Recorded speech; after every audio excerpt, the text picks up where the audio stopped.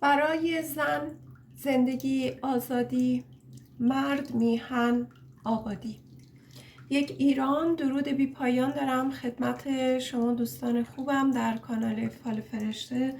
دوستان عزیز، امیدوارم که حال دلتون پر امیدتر از قبل باشه. الهی آمین. گرامیان، من برای شما دوستان عزیز فال 3 تکنیت قهوه رو در نظر گرفتم که امیدوارم این فال رو دوست داشته باشید.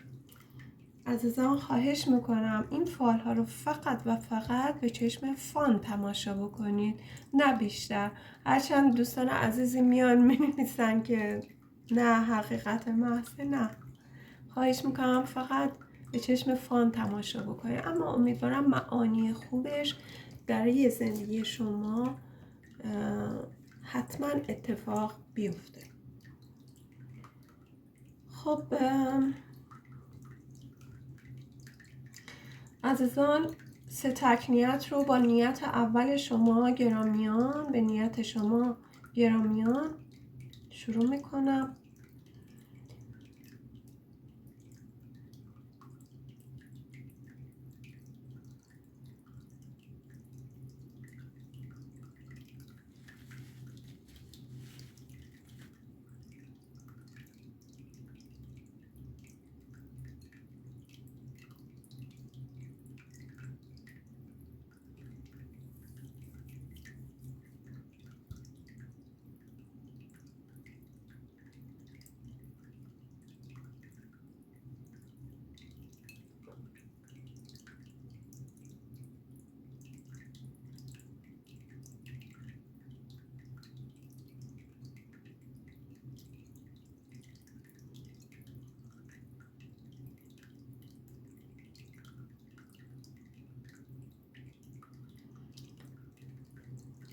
عزیزان ببینید، یک خانم میبینم با چادر سفید، یک خانم با چادر سفید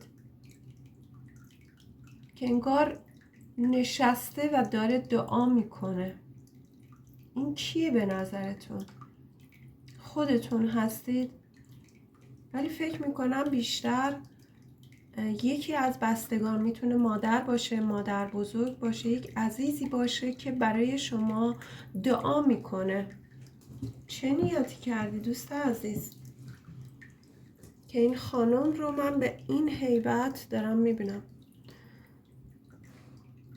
دوستان ببینید، قشنگ یک خانم از پشت سر با یک چادر سفید دارم میبینم، انگار نشسته و داره دعا میکنه. شکل خیلی روشنه، نمیدونم شما هم میبینید، امیدوارم که ببینید. در حال روح احتمال میدم روح عزیزی هستش که داره برای شما دعا میکنه، یا شاید هم روح نباشه، مادر یا مادر بزرگی باشه که برای شما دوست عزیز دعا میکنه در رابطه با اون نیتی که داری. امیدوارم هرچه سریعتر اون دعایی که میکنه این عزیز برای شما مستجاب بشه. آمین. خب تکنیت دوم رو براتون میزنم.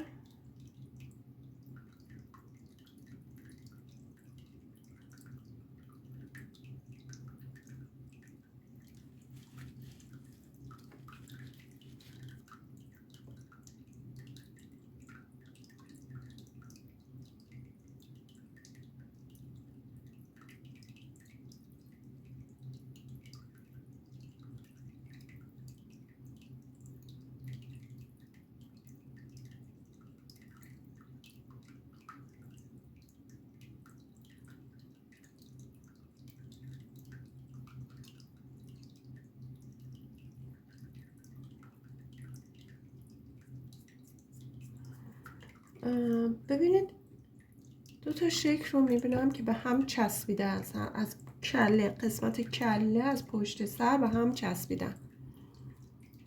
سر یک سگ رو دارم از این جهت میبینم و صورت یک آقایی که چونه پر و کلا صورت پری داره. چاق داره. خب ببینید از این جهت صورت یه سگ میبینم، از این جهت صورت یک آقا رو دارم میبینم. آقایی که سن و سال دار هم هست، جوان نیست. و من استنباطی که کردم برای این شکلی که دیدم، گرامی یک دوست بسیار بسیار خوب، امیدوارم به زودی ملاقاتش بکنی که احتمالاً هم آقا هست و این آدم میتونه دیگه یک دوست فوق‌العاده خوب باشه که دیگه ببینید چه هنرهایی ازش سر میزنه و به داد و به کمک شما خواهد رسید این دوست عزیز در رابطه با اون نیتی که کردید. ببخشید. خب سومین نیت رو به نیت شما عزیزان انگشت و ششم میزنم.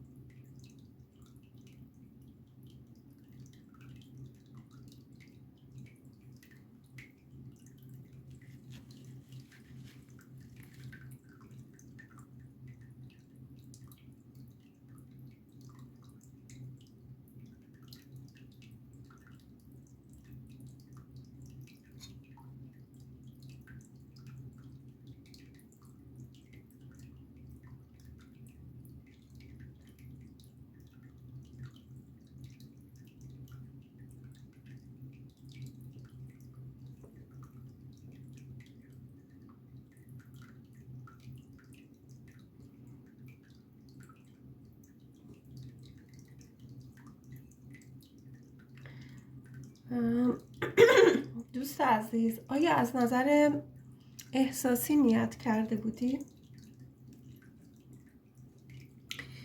برای شما یک قلب سفید رو میبینم اما کامل سفید نیست، یه تیکش انگار زخم برداشته. گرامی اگر از نظر احساسی نیت کردی که طرف مقابل آیا دوستتون داره یا نه، حالا پارتنرتون هستش یا همسرتون، بله دوستتون داره ولی مراقب باش قلبش زخمی شده. مراقب قلب طرف مقابلتون باشید خواهش میکنم. یک قلب سفید هست که یک گوشش انگار زخم برداشته. خواهش میکنم مراقب قلب طرف مقابلتون باشید. همیشه حالت طلبکارانه رفتار نکنید با طرف مقابلتون و سعی بکنید شرایط طرف رو درک بکنید تا تفاهم بهتری داشته باشید در زندگیتون. مرسی از شما عزیزان و خواهش میکنم مراقب قلب‌های مهربون خودتون و طرف مقابلتون حتما باشید. مرسی.